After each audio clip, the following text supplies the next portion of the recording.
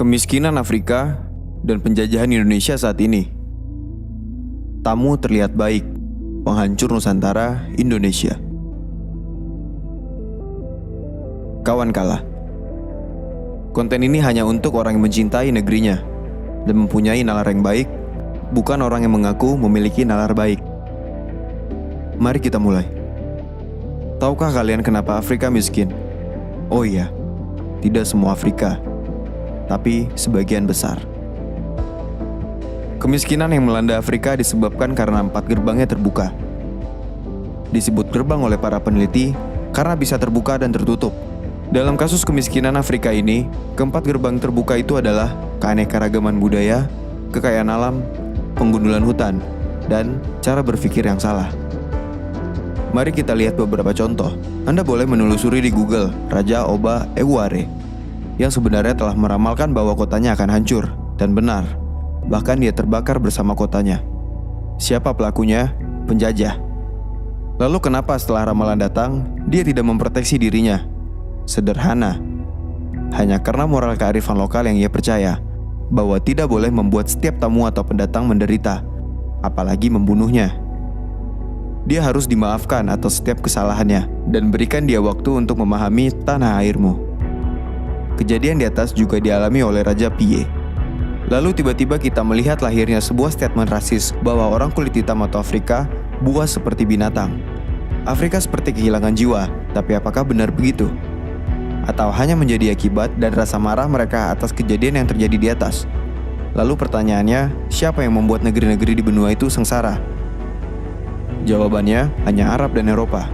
Dalam kepentingan mereka akan budak dan emas. Tapi seperti biasa, tentu ini akan ditutupi dan diputarbalikkan. Nah, gimana? Hampir mirip-mirip dengan negeri ini, bukan? Kita juga memiliki sumber daya yang gak usah ditanya banyaknya. Lihat juga fakta betapa susahnya keanekaragaman budaya kita bersatu dan selalu menjadi objek adu domba. Ingat dengan kata Swarnadwipa yang artinya the land of gold atau tanah emas. Artinya emas di negeri ini terlalu melimpah dan banyak. Saking banyaknya, bahkan emas menjadi lebih murah daripada perak. Lalu, bukannya kita juga mengekspor para pekerja ke luar negeri, dan bahkan dicoba berikan brand positif sebagai pahlawan devisa. Segitu kurangnya negeri ini, atau ada yang salah? Entahlah. Belum lagi dengan penghancuran jati diri kita, melalui doktrin dan dogma-dogma baru. Entah kenapa semua kebudayaan kita menjadi sesuatu yang terlarang, dibubarkan dengan paksa. Semakin ditekan dan dicitrakan sebagai sesuatu yang kuno dan salah. Sistem penghancuran terstruktur ini mulai dilanjutkan dari generasi ke generasi sekarang, di mana bullying selalu terjadi pada kaum minoritas di sekolah dasar. Kita bukan hanya bicara penghancuran jati diri, tapi juga pembodohan massal. Saya tidak tahu lagi bagaimana cara menyadarkan manusia di negeri ini. Belum lagi kita bicara bagaimana penggundulan hutan terjadi di negeri ini. Kalian tinggal browsing dan lihat siapa orangnya. Maka kalian akan tahu dia siapa dan dari kelompok mana. Jadi, hebatnya para penjajah ini adalah mereka bisa menjajah tanpa kita merasa terjajah, dan mereka sudah melakukan itu berabad-abad lamanya. Kita terjebak dan tidak mau melawan para penjajahnya. Kita tenggelam dalam mimpi dan janji-janji indah para penjajah. Kita harus akui, sampai hari ini landas pijak jati diri kita adalah sejarah dan kebudayaan negeri ini. Semua cerita yang ada hari ini terjadi karena adanya masa lalu. Ratusan candi yang terlihat dan yang masih terkubur tersebar di tanah Jawa hingga hari ini tidak pernah dituliskan atau disebutkan sebagai peradaban bangsa Jawa. Para peneliti modern selalu menyebutkan sebagai peradaban Hindu atau kebudayaan masa Hindu-Buddha dan seterusnya. Secara politis strategis, tentu saja hubungan emosional antara generasi bangsa Jawa zaman sekarang dengan para leluhur bangsa Jawa masa lalu terputus, apalagi menyangkut perihal keagamaan. Padahal, soal candi-candi itu sama sekali tidak ada urusan keagamaan. Bahwa unsur keagamaan memang ada di dalamnya, itu benar.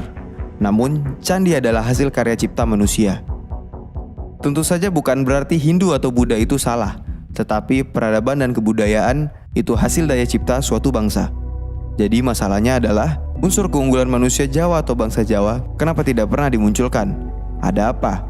Bangsa Jawa semakin hilang semangat dan rasa percaya dirinya ketika para peneliti modern menyebutkan bahwa candi-candi itu dibuat oleh bangsa asing, khususnya India. Celakanya lagi, berita itu ditelan mentah-mentah oleh bangsa Jawa. Mustahil candi-candi yang tersebar dan dibangun berbeda zaman itu dibuat oleh bangsa asing. 99% seluruh candi yang tersebar di tanah Jawa adalah hasil kehebatan dan kecerdasan manusia bangsa Jawa, bukan bangsa asing. Emangnya Pulau Jawa nganggur? Bangsa Jawa adalah bangsa yang lahir dan hidup di Pulau Jawa, dari ujung timur hingga ujung barat. Bangsa Jawa adalah bangsa yang terakhir tumbang oleh gempuran musuhku Nusantara.